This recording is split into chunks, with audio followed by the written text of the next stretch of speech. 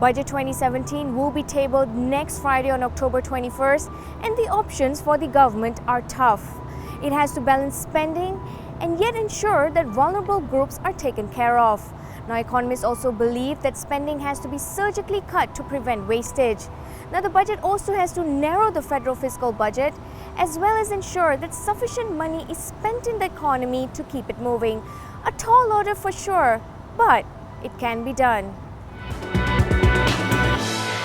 And I think the things to look forward in this budget is whether it's realistic, whether the deficit estimates are realistic, and whether it represents an effort to tackle fiscal reforms, consolidation, whether it tries to rationalize and diversify sources of revenue, and whether the vulnerable groups are adequately taken care of.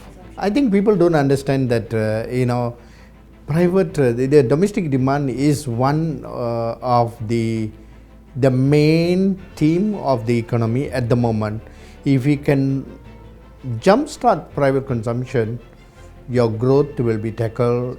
So the question one has to ask themselves, and it sounds very obvious, does the budget represent the best effort to optimize given the current situation and to adapt given the situations? I believe that the government can consider is to lessen the taxes.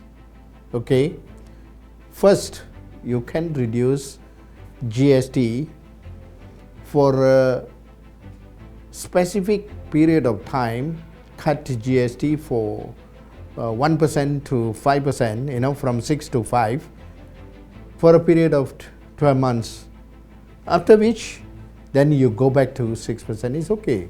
On the revenue side, the government has done a lot, if you think about it, over the past year, certainly past year, to broaden, to diversify the tax base with the GST and elsewhere.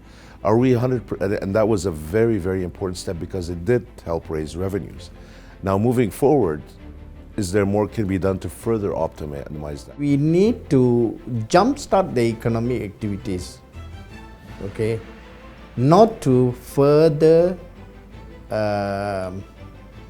distort the system and further slow down in the economy could only drive your unemployment rate higher. So the idea, things to look for is, I think, where to find areas to make spending more efficient. If you have overlapping mandates in certain expenditure categories, where do you cut spending and not impact growth? And I think there's room for improvements in that regard.